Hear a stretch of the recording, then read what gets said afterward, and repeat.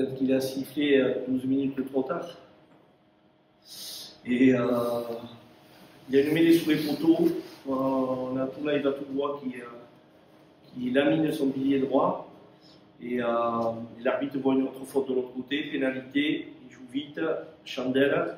Ils prennent le ballon en l'air.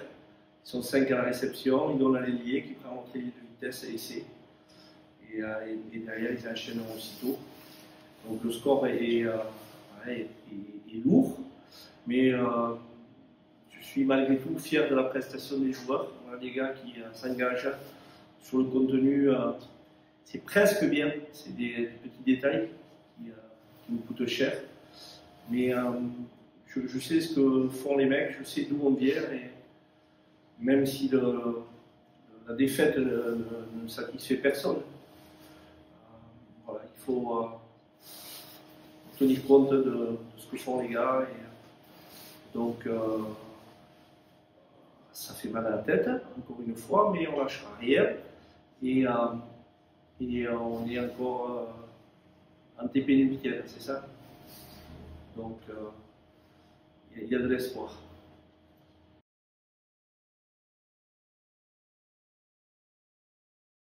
Ouais, forcément, on a battu sur le coup parce que c'est une nouvelle défaite à domicile et quand on est compétiteur, on n'a jamais envie de perdre, notamment à domicile. Donc, par rapport à ça, oui, sur le moment, on a battu, mais bon, après, on savait dès le début de l'année que ça serait difficile toute l'année. Du coup, voilà, on est dans cette période difficile, mais donc, dès lundi, on a déjà basculé. De toute façon, j'ai dit il y a quelques semaines, on ne lâchera rien jusqu'au bout. Donc, voilà, il faut prendre il reste 6 matchs, ça va être 6 matchs importants pour nous, voilà, d'aller chercher le moindre point partout.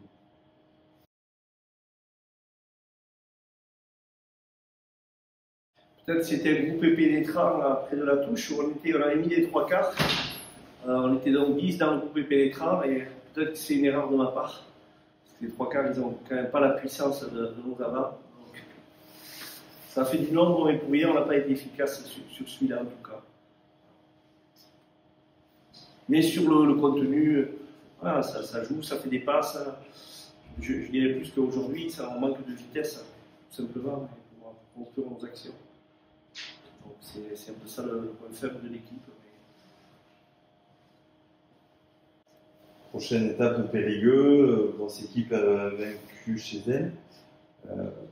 Voilà, dans quel état d'esprit vous y allez. Depuis le début de saison, on voit que vous battez pour un point, donc ça va être ça aussi samedi. J'allais répondre à ça. D'ailleurs, on ne se bat pas assez pour un point. On se bat pas assez pour un point. À Massy, si on dégage le dernier ballon en touche, on a un point de bonus. Et on a joué le dernier ballon, parce que stratégiquement, on est encore immature. Donc ça nous fait grandir, mais ouais, on se bat pour un point. On est un mouchoir de poche avec quelques équipes, et le moindre point sera pour moi décisif.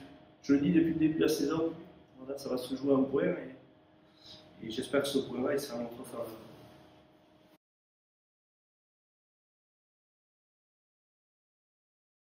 Ils vont rentrer ce week-end. Journey, c'est pas du tout le même profil qu'Adriou. Je pense que c'est quelqu'un qui est très très bon dans la lecture du jeu, qui est passeur, qui comprend le système. Et Adriou est lui un joueur d'instinct, capable de casser la ligne et qui a surtout beaucoup de vélocité, qui est très rapide. Donc c'est pas du tout le même profil. Et quant à You, ça peut être effectivement un ailier, puisqu'il joue à l'Aile ce week-end, finisseur. Il va très vite, donc on a besoin de ça, et c'est pour ça qu'on va les tester dès samedi.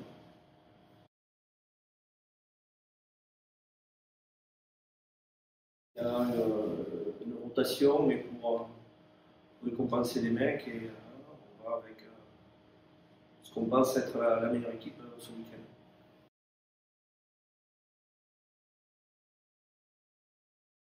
Une fracture à la malléole. Ça veut dire qu'il est absent jusqu'à la fin de saison. Non, parce que si c'est une fracture nette, demain il va passer d'autres examens complémentaires, savoir s'il y a les gamins touchés. s'il n'y a pas de ligament touché, dans 30 ou 40 jours, il peut être sur pied. C'est quand même un roc. Donc peut-être que même dans 20 jours, il sera sur pied. Donc, ouais, j'espère le revoir.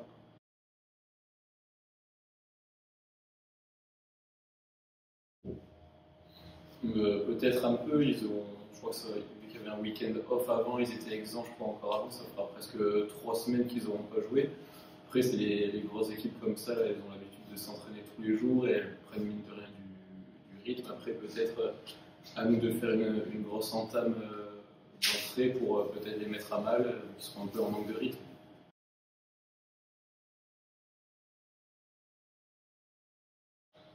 Non, enfin oui, non, mais après on s'y attendait.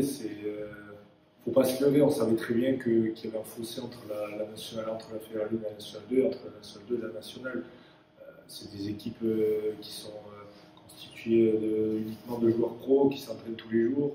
Nous, évidemment, on a cette différence. Donc, en début d'année, tu démarres bien parce que les équipes, parce que nous, on surfe sur notre vague positive et les équipes sont peut-être un peu en rodage. Là, forcément, voilà, elles se sont rodées. Du coup, la différence se fait peut-être sur certains détails que nous, on n'a pas forcément des fois le temps de travailler. Donc, l'apprentissage est dur, mais en même temps, on n'est pas très lent non plus. On s'accroche sur tous les matchs. On n'est jamais très loin. Moi, je pense qu'à la fois, c'est difficile, mais à la fois, c'est encourageant parce qu'on n'est jamais très loin et que si on règle ces détails, je reste persuadé qu'on va gagner des matchs et qu'on va se sauver. Baptiste? Ouais, c'est ce que j'allais dire. Là, comparé aux autres divisions, là, que ce soit National 2 ou Fédéral 1, il y avait des matchs où on pouvait se dire qu'en faisant quelques erreurs, ça pouvait passer. Là, maintenant, c'est rédhibitoire. La moindre erreur, on prend 7 points en pénalité. Et on l'a encore vu ce week-end où, quand on sort mal du camp ou quand on fait un petit en avant, un truc comme ça, les mecs sont à fond derrière et après, des fois, ça prend 7 points, quoi. Et forcément, c'est plus dur à rattraper après, quoi.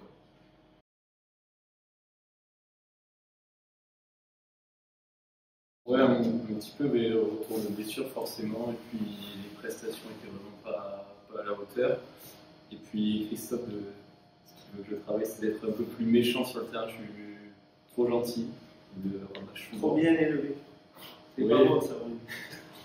Et ouais, travailler un peu sur être un peu plus agressif, un petit peu plus con, je veux dire.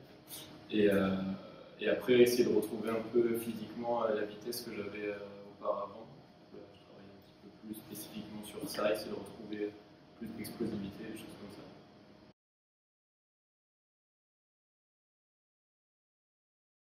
ça. C'est du dépit si tu regardes le score. Et on aime gagner, mais si tu regardes un peu les progrès faits par les joueurs, le rugby qui est malgré tout pratiqué, celui qui est venu cet après-midi, samedi après-midi, regarder le match, je pense qu'il a vu un bon match de rugby, avec des belles équipes, et jusqu'à la 62e, deux équipes qui a lutté pour la victoire. Donc voilà, ce que je sais, c'est que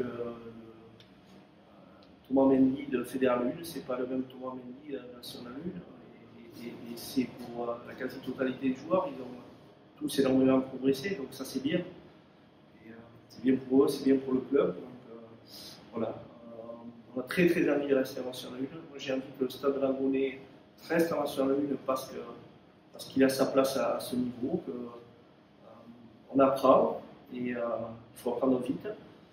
Et que si on fait une saison, la saison prochaine encore à National 1, je pense qu'on peut ancrer ce club à ce niveau-là. Et c'est bien pour le rugby en Gironde.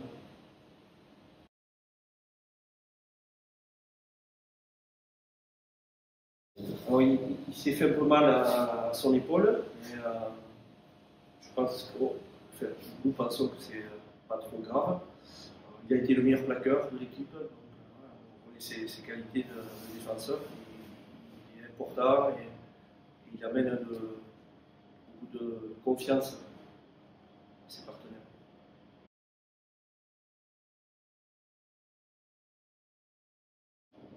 On se retrouve tout le temps là parce que c'est notre vestiaire. Mais ouais, on était triste, mais pas abattu. Parce que on sait que pour faire front, il faut que nous on soit exemplaires et qu'on garde la motivation intacte de nos joueurs. Donc, ouais, voir ce qui ne va pas. On a fait une séance vidéo le dit sur les petites choses à améliorer. Et, ce sont des petites choses. C'est ça qui est frustrant. Parce que si tu te faisais ouvrir devant, prendre en mêlée, prendre en touche, transpercer partout derrière, mais là on n'est pas venu du tout. Donc on essaie de trouver quels sont les actes de progrès. On a vu que les sorties de cas, on n'est vraiment pas bon. Donc il faut qu'on améliore ça.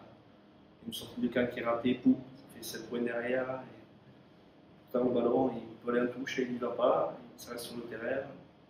Donc, toutes ces choses-là, on est vraiment sur le contenu. On y a battu à 1 minute, et pas plus, ce qu'il ne faut pas.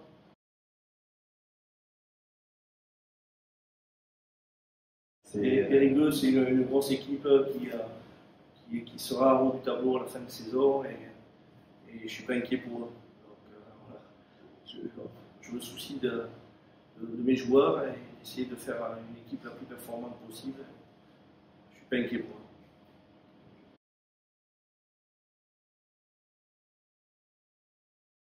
Oui, clairement, on le sent et j'espère qu'ils seront là jusqu'à la fin.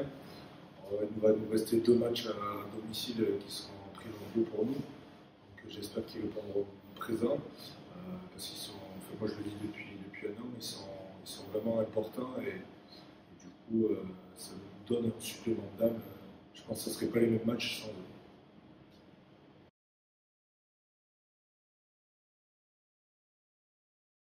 Et ils vont se faire opérer ensemble. Ouais. Voilà. Se partage la même chose, c'est bien. Voilà, et on a, comme je disais l'autre jour, Juan José Brancardo qui va reprendre la semaine prochaine. Et on sait qu'il va nous amener énormément. Parce que il amène des garanties en mêlée. C'est quand même quelqu'un de très solide. Des fois, il fait des têtes, le ballon, mais il est quand même plus costaud. Donc, il nous tarde qu'il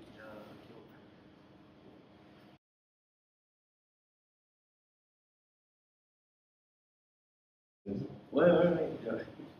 Il a fait une gastro, il a pas mangé pendant 2 jours. Donc, c'est compliqué pour faire un match de haut niveau. Mais malgré tout, il fait un match plus que correct.